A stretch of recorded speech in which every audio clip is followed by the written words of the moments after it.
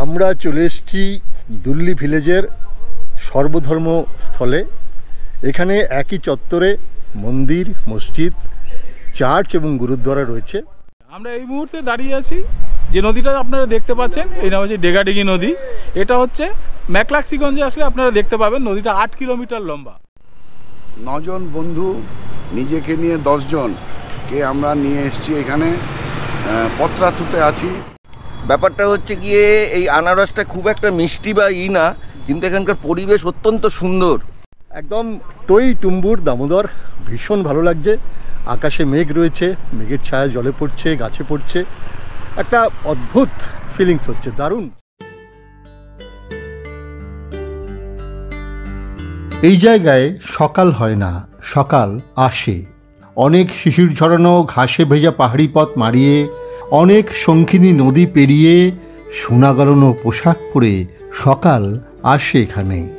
ম্যাকলাস্কিগঞ্জ নিয়ে এমনটাই লিখেছিলেন সাহিত্যিক বুদ্ধদেব গুহ তার একটি উপন্যাসে। আজ আপনাদের নিয়ে যাব ঝাড়খণ্ডের রাজধানী রাঁচি থেকে প্রায় 70 কিলোমিটার দূরে পাহাড়, নদী আর জঙ্গল ঘেরা অপূর্ব সেই ম্যাকলাক্সিগঞ্জে। যে জায়গার নৈসর্গিক আকর্ষণে মুগ্ধ হয়ে অ্যাংলো ইন্ডিয়ানরা গড়ে তুলেছিলেন তাদের নিজস্ব মুলুক। কালের নিয়মে তারা এই জায়গা ছেড়ে চলে গেলেও স্মৃতিচিহ্ন হিসেবে পড়ে রয়েছে তাদের তৈরি বাড়িঘর, স্কুল, কলেজ কিংবা উপাসনালয়ে। এছাড়াও রয়েছে বেশ কিছু স্বনামধন্য মানুষের স্মৃতিবিজড়িত বাংলো বাড়ি। আর সেই সঙ্গে অবশ্যই রয়েছে ডিগাডিগি নদী, দামোদর নদ আর মাইলের পর মাইল বিস্তৃত ঘন সবুজ বনাঞ্চল। তাহলে চলুন আর দেরি না করে বেরিয়ে পড়া যাক সেই রূপকথার রাজ্য ম্যাকলাক্সিগঞ্জের পথে।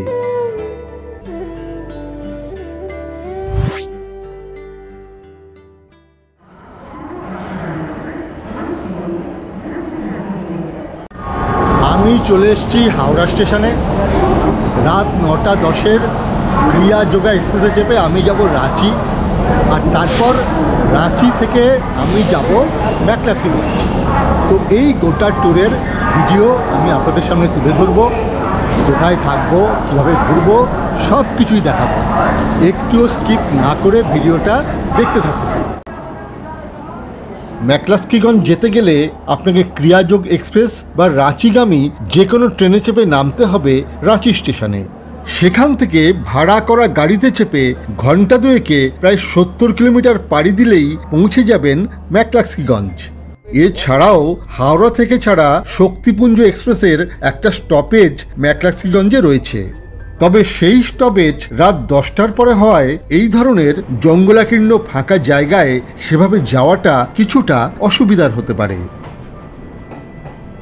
এ বাদে কলকাতা থেকে খুব ভোরে বেরিয়ে সড়ক পথে 470 কিলোমিটার পাড়ি দিয়ে সরাসরি পৌঁছে যেতে পারেন ম্যাকলাস্কিগঞ্জে। এবারের ট্যুরে আমাদের 6 বন্ধু আজ সকালে বেরিয়ে সেভাবেই নিজেদের গাড়িতে চেপে প্রায় 400 কিলোমিটার পাড়ি দিয়ে এতক্ষণে রাঁচির হোটেলে পৌঁছে গেছে। তবে ওরা আজ ম্যাকলাস্কিগঞ্জ পর্যন্ত যায়নি। আমরা বাকি 4 বন্ধু ট্রেনে চেপে কাল সকালে রাঁচি পৌঁছানোর পর একসাথে দুটো গাড়ি করে আমরা ম্যাকলাস্কিগঞ্জের দিকে রওনা দেব। সদ্য 60 পেরোনো স্কুল জীবনের 10 সহপাঠী বন্ধুর এই ভ্রমণ প্রকৃত অর্থেই এক অনন্য অভিজ্ঞতা, যা আজ আপনাদের সাথে ভাগ করে নেব।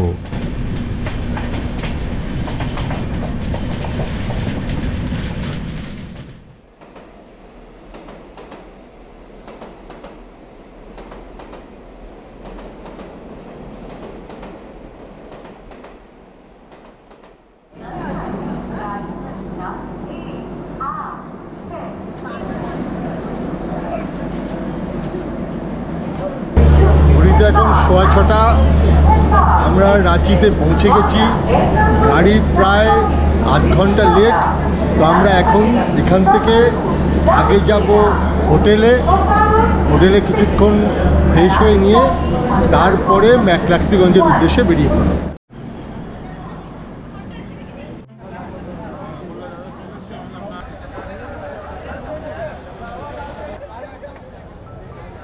রাঁচি স্টেশনের বাইরেই আমাদের ভাড়া করা গাড়ি দাঁড়িয়েছিল। সেই গাড়িতে চেপে সুবীর, সুকান্ত, কৌশিক ও আমি রওনা দিলাম রাঁচিতে বাকি 6 বন্ধু যে হোটেলে উঠেছে সেই হোটেলের উদ্দেশ্যে।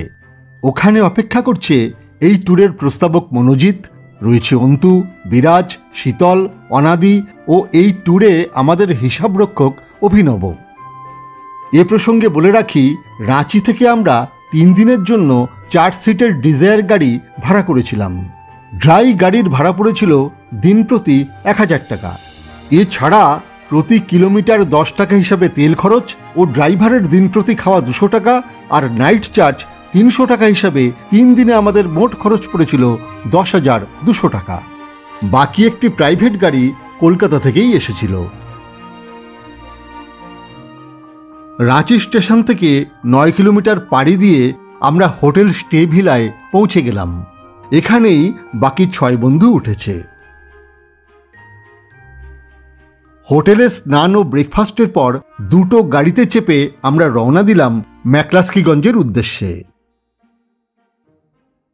এখন সকাল 9টা, আমরা ম্যাকলাস্কিগঞ্জের দিকে রওনা দেব। তবে পথে সম্ভব হলে পত্রাতু ভ্যালি, পত্রাতু ড্যাম আমরা দেখে নেব। খুব বৃষ্টি পড়ছে, জানি না কতদূর কি দেখতে পাবো। রাঁচি থেকে ম্যাকলাস্কিগঞ্জের সরাসরি দূরত্ব প্রায় 70 কিলোমিটার, কিন্তু আমরা সেই পথে না গিয়ে রওনা দিলাম 35 কিলোমিটার দূরের পত্রাতু ভ্যালির দিকে।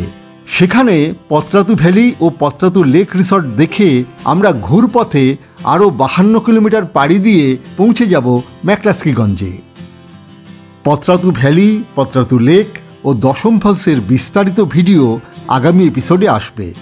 আজকের এপিসোডে রইল পত্রাতু ভ্যালির সামান্য কয়েক ঝলক।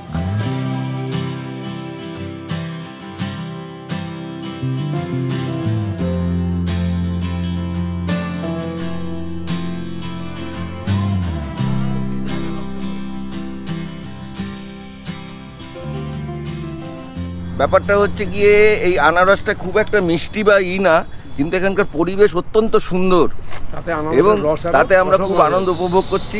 আর আমাদের সাথে যে আছে আমাদের লিডার মনোজিৎ গুহ, তাকে কিছু বলার জন্য অনুরোধ করছি। 9 জন বন্ধু, নিজেকে নিয়ে 10 জনকে আমরা নিয়ে এসেছি এখানে। পত্রাতুতে আছি। আমাদের 2 দিনের সফর হচ্ছে ম্যাকলাস্কিগঞ্জ এবং তারপরে আমরা আবার ফিরে যাব কলকাতায়।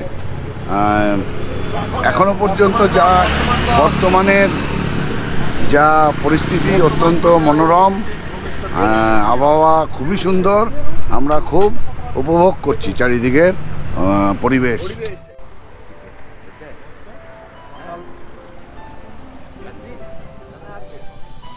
পত্রাতু ভ্যালি ও পত্রাতু লেক রিসর্ট দেখে আমরা রওনা দিলাম ম্যাকলাস্কিগঞ্জের উদ্দেশ্যে।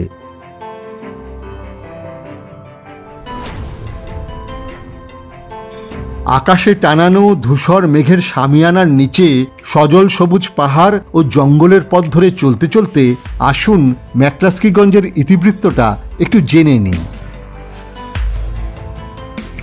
সালটা 1932। ভারতে ব্রিটিশ শাসনের প্রায় শেষ পর্যায়ে। কলকাতার অ্যাংলো ইন্ডিয়ান ব্যবসায়ী আর্নেস্ট টিমোথি ম্যাকলাস্কি এলেন এই জায়গা পরিদর্শন করতে। এখানকার পরিবেশ দেখে তিনি এতটাই মুগ্ধ হলেন যে ছোটনাগপুরের রাজা উদয় প্রতাপনাথ শাহদেওর কাছ থেকে কিনে ফেললেন একর একর জমি। তারপর ভারতে বসবাসকারী প্রায় 2 লক্ষ অ্যাংলো ইন্ডিয়ানকে সেখানে বসতি স্থাপনের জন্য আমন্ত্রণ জানিয়ে প্রকাশ করলেন এক বিজ্ঞপ্তি। এরপর 1933 সালে গঠিত সমবায়ের মাধ্যমে 1000 একর জমিতে তৈরি হল ভারতের প্রথম অ্যাংলো ইন্ডিয়ান কলোনি। 10 বছরের মধ্যেই এখানে গড়ে উঠল প্রায় 400 পরিবারের আবাসস্থল। তবে পরবর্তীকালে দ্বিতীয় বিশ্বযুদ্ধের পর বেশিরভাগ অ্যাংলো ইন্ডিয়ান পরিবারই এখান থেকে চলে যায়। এখন মাত্র 20টি পরিবার অবশিষ্ট রয়েছে। দামোদরের উপনদী ডেগাডিগির তীরে 450 মিটার উঁচু ভারতের মিনি লন্ডন বলে খ্যাত সেই ম্যাকলাস্কিগঞ্জই আমাদের আজকের গন্তব্য।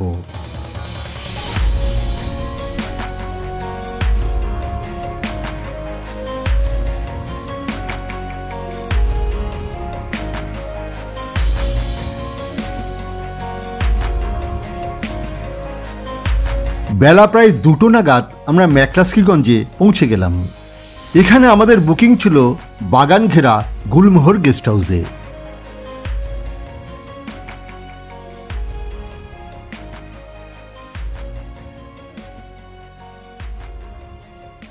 গুলমোহর গেস্ট হাউসের সামনের এই রাস্তাটা দেখুন, একেবারেই জনশূন্য, পিচের রাস্তা, দুদিকে অরণ্য, বন জঙ্গল, আর তার মাঝে এই হচ্ছে গেস্ট হাউস। এই গেস্ট হাউস 14 একর জায়গার উপরে রয়েছে, তবে ঘর বিশেষ নেই, 4টি ঘর রয়েছে, একতলা এবং দোতলা মিলিয়ে। প্রকৃতপক্ষে এটা ঠিক ব্যবসায়িক উদ্দেশ্যে এনারা তৈরি করেননি, নিজেদেরই বাড়ি। 4টে ঘরে 4 দুগুণে 8 জন, আর এক্সট্রা বেড যদি দেন তাহলে প্রতি বেডে আরও 1 জন করে থাকতে পারবেন। তো ঘরের ভাড়া এরা নিচ্ছে 1500 টাকা। যদি নন এসি নেন 1500 টাকা, আর এসি যদি চালান, প্রতি ঘরেই এসি রয়েছে, এসি চালালে আরও 500 টাকা দিতে হবে। আর যদি এক্সট্রা বেড নেন আরও 500 টাকা করে সেই বেডের জন্য দিতে হবে। এখানে এই বাগান রয়েছে, বন জঙ্গল রয়েছে, এর মাঝে এই গাড়ি রাখার জায়গা রয়েছে, খুব সুন্দর বিস্তৃত জায়গা, ফুলে ফুলে ঢাকা, খুব সুন্দর নিরালায় কাটানোর জন্য একদম আদর্শ এই গেস্ট হাউস। গেস্ট হাউসটি ঘুরিয়ে দেখাতে বেশ খানিকটা সময় লাগবে। এদিকে লাঞ্চের জন্য ডাক এসে গেছে, তাই আপাতত গেস্ট হাউসের একটি ঘর আপনাদেরকে এক ঝলক ঘুরিয়ে দেখাই। 3 বেডের বড় ঘর, সঙ্গে রয়েছে ওয়েস্টার্ন ও ইন্ডিয়ান 2 ধরনের ব্যবস্থা সহ পরিচ্ছন্ন বাথরুম।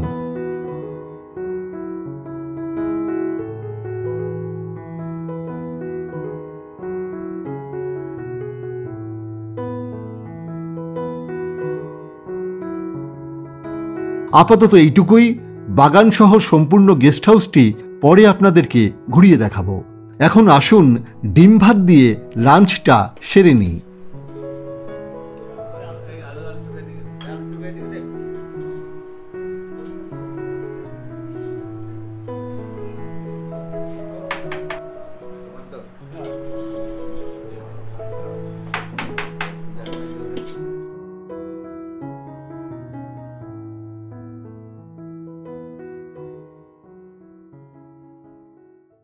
লাঞ্চের পর অল্প একটু বিশ্রাম নিয়ে গাড়ি করে বেরিয়ে পড়লাম শুক্রবারের হাট ও ম্যাকলাস্কিগঞ্জ রেল স্টেশন দেখতে।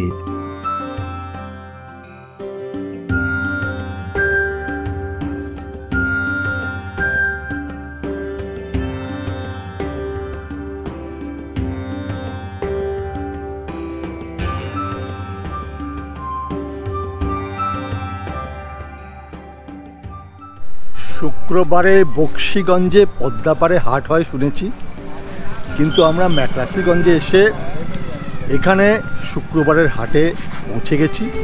আমাদের গেস্ট হাউস থেকে একদম একটু এগিয়ে 1 কিলোমিটারের মধ্যেই এই হাট শুক্রবারে বসে। শুক্রবারের হাটে নানা রকম সবজি, মাছ, মুদি মশলা, খাবার দাবার, এমনকি জামা কাপড়ও মেলে। বেশ ভালো লাগলো হাটটা ঘুরে দেখতে।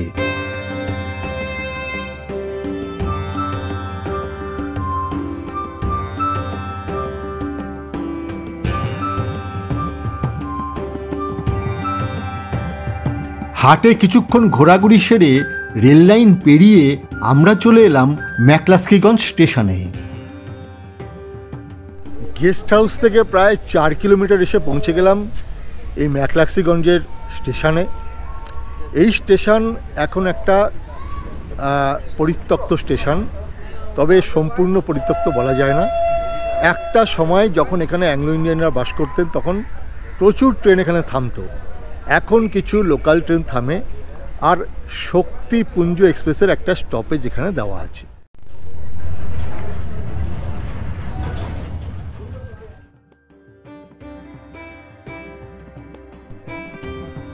স্টেশন চত্বরের বাইরের একটি গাছে অসংখ্য মৌমাছির চাক দেখতে পেলাম। ম্যাকলাস্কিগঞ্জ রেল স্টেশন আর স্থানীয় দোকানবাজার ঘুরতে ঘুরতে সন্ধে নেমে এলো। গেস্ট হাউসে ফিরে ডিনার সেরে আমরা শুয়ে পড়লাম।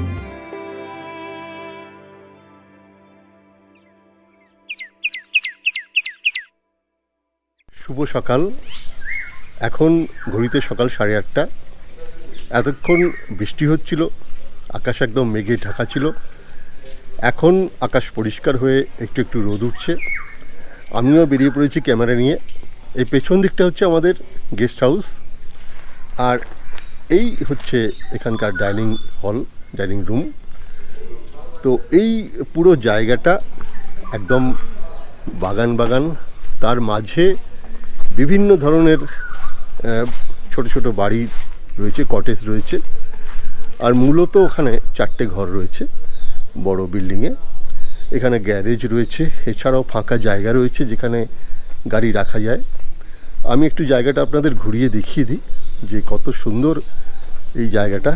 একদম ফুলের বাগান, বিভিন্ন বাগান সব মিলিয়ে মানে ভীষণ সুন্দর পরিবেশ। ব্রিটিশ আমলের এই কটেজটিতে গেস্ট হাউসের ওনার শেখর বোস ও তার মিসেস থাকেন।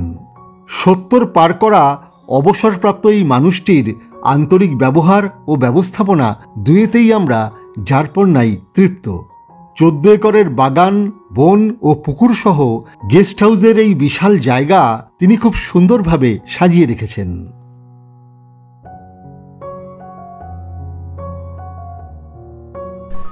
এই সামনেটায় রয়েছে ফুলের বাগান, গোলাপ ফুল সহ নানান ফুল রয়েছে, আর এই সামনে হচ্ছে আমাদের গেস্ট হাউস।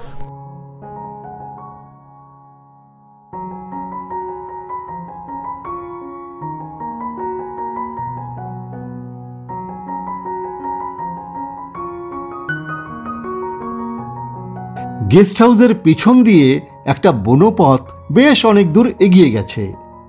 লোভ সামলাতে না পেরে হাঁটা দিলাম সেই পথ ধরে। বনপথে কিছুক্ষণ ঘোরাঘুরি সেরে ফিরে এলাম গেস্ট হাউসে। রুটি, তরকারি ও ডিমের অমলেট দিয়ে সকালের টিফিন সেরে নিয়ে এবার আমাদের ম্যাকলাস্কিগঞ্জ ঘুরে দেখার জন্য বেরিয়ে পড়তে হবে। এখন বেলা প্রায় 11টা। আমাদের গাড়ি রেডি, কিন্তু আমরা অপেক্ষা করছি গাইড আসার জন্য। কারণ এই যে জায়গা, এখানে কিন্তু আপনি একা একা ঘুরতে পারবেন না, চিনবেন না কিছু, গুগল ম্যাপেও কিছু দেখাবে না। ফলে লোকাল গাইড একজন আপনি ভাড়া করতে পারেন, যে আপনাকে সহজেই ঘুরিয়ে নিয়ে আসবে। মোটামুটি 500 টাকার মতো এরা নেয়। তো আমরাও একজন গাইড ঠিক করেছি। আমাদের যে গেস্ট হাউসের যে মালিক, তিনি ঠিক করে দিয়েছেন। তিনি আসলেই আমরা ঘুরতে বেরিয়ে পড়ব। ঘন্টা 3-4 ঘুরবো, ঘুরে এসে লাঞ্চ করব।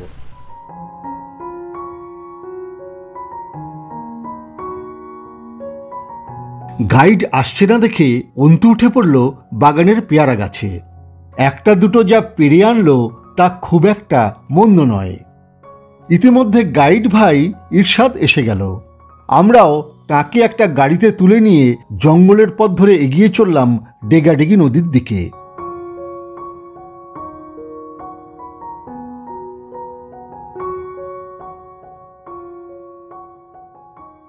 গাড়ি থেকে নেমে এখন আমরা নিচের দিকে চলেছি জঙ্গলের মধ্যে দিয়ে ডেগাডেগি নদী দেখতে। এই ডেগাডেগি নদী হচ্ছে দামোদরের একটা উপনদী, খুবই ছোট নদী। তবে এখন বর্ষাকাল, নিশ্চয়ই জল অনেকটা বেশিই থাকবে। তো চলুন দেখে নেওয়া যাক ডেগাডেগি নদী।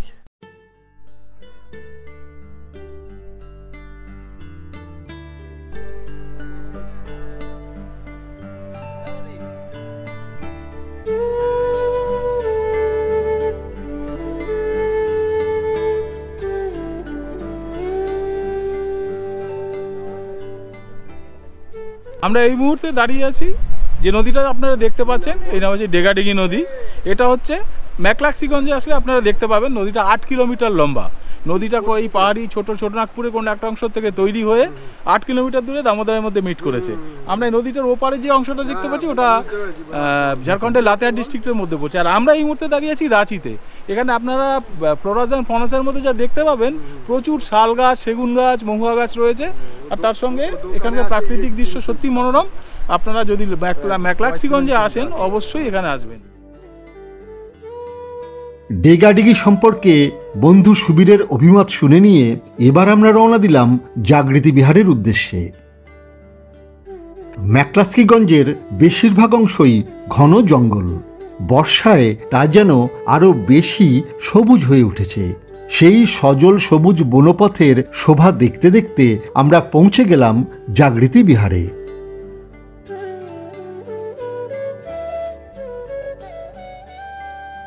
এটা একটা বন, বিভিন্ন ধরনের গাছ রয়েছে এখানে, আর ঢুকতে কিন্তু কোনো প্রবেশ মূল্য লাগে না।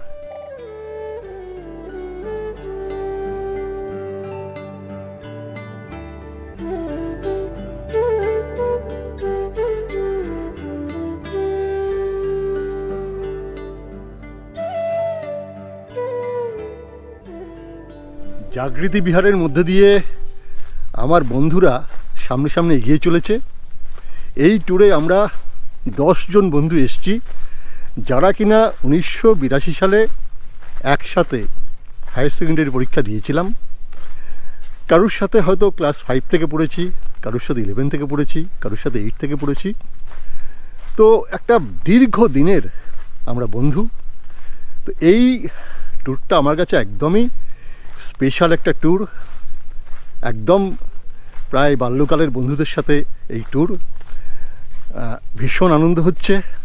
আপনাদেরকেও বলবো আপনারা দেখতে থাকুন, এনজয় করুন।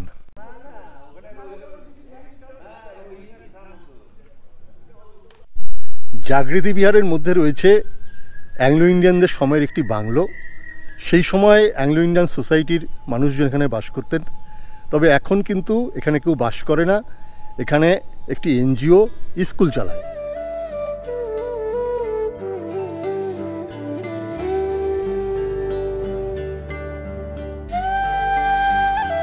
জাগৃতি বিহার দেখে নিয়ে এবার আমরা চললাম দামোদর নদের ব্রিজের উদ্দেশ্যে।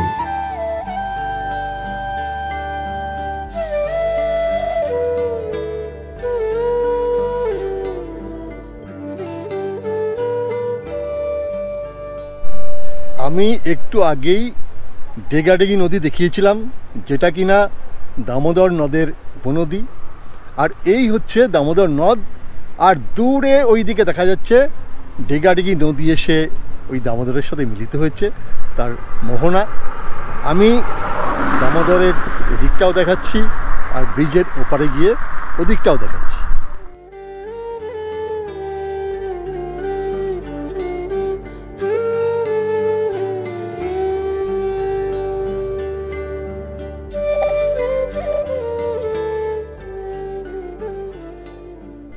এখন বর্ষাকাল, দামোদর নদে প্রচুর জল।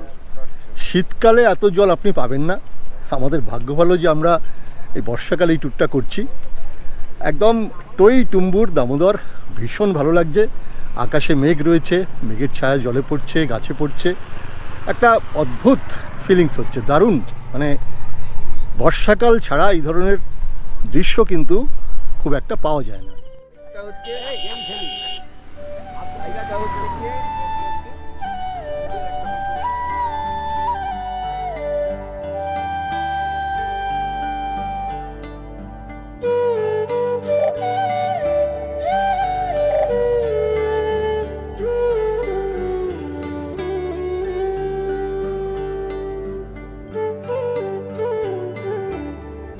দামোদরের ব্রিজ দেখে রেল লাইন, থানা ও স্কুল পেরিয়ে আমরা ধরলাম আরও গভীর জঙ্গলের পথ।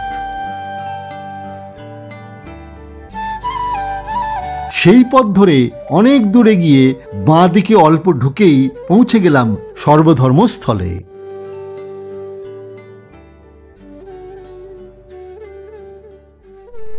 আমরা চলে এসেছি দুল্লি ভিলেজের সর্বধর্মস্থলে। এখানে একই চত্বরে মন্দির, মসজিদ, চার্চ এবং গুরুদ্বারা রয়েছে। পুরোটাই হচ্ছে একটা বড় চত্বর, তার মধ্যে 4টি ধর্মের উপাসনাস্থল রয়েছে।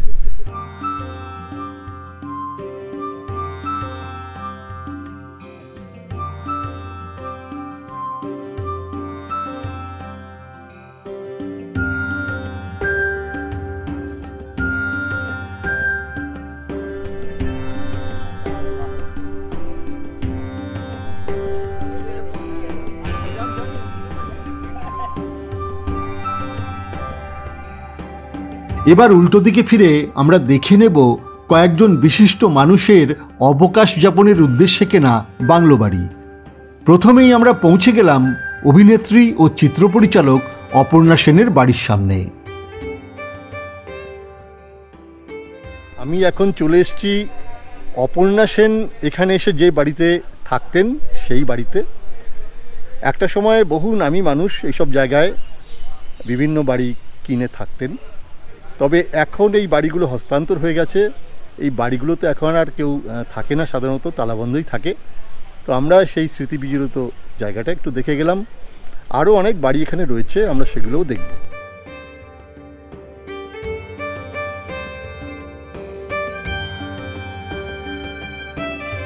অপর্ণা সেনের বাড়ির সামনে একটা দোলনা দেখে অন্তু তাতে চড়ে বসলো, আর পিছন থেকে বিরাজ তাকে দোল দিতে লাগলো। সত্যি 60 পেরোনো আমরা প্রত্যেকেই এই অনাবিল প্রকৃতির মধ্যে এসে আবারও যেন ফিরে গেছি আমাদের কৈশোরে। এই আনন্দ পয়সা দিয়ে কেনা যায় না।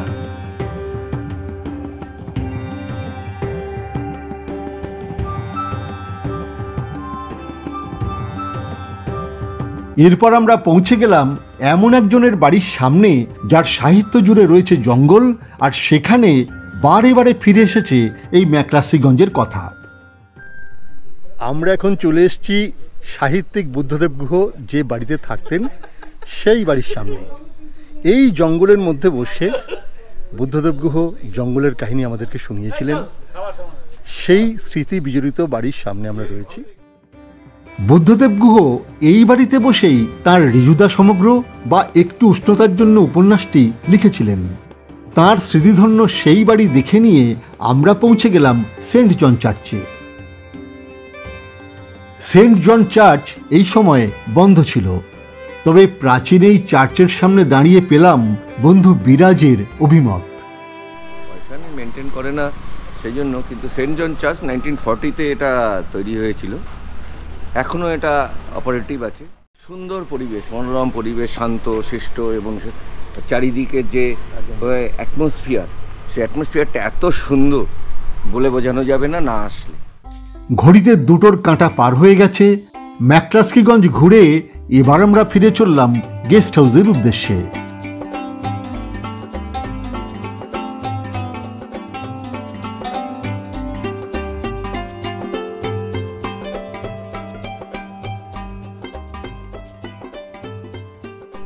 ম্যাকলাস্কিগঞ্জের বিভিন্ন জায়গা ঘুরে আমরা গুলমোহর গেস্ট হাউসে ফিরে এসেছি। মোটামুটি ঘন্টা 4 লাগলো বিভিন্ন জায়গা ঘুরতে। এখন আমরা লাঞ্চ করব, বিশ্রাম করব, সন্ধ্যাবেলা একটু চারপাশটা ঘুরবো, এনজয় করব। তো ব্লগটা দেখতে থাকুন।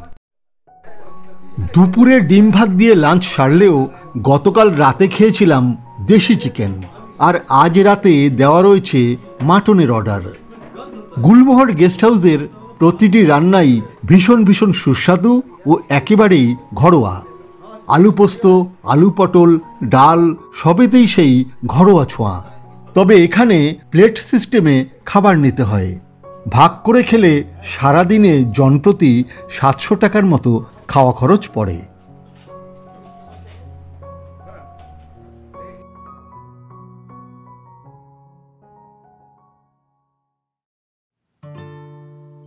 এবার আমাদের ক্যাম্প ফায়ারের আয়োজন চলবে, তবে তার আগে আসুন দেখে নিই আগামী রাঁচি এপিসোডের ছোট্ট 2-1টি ঝলক।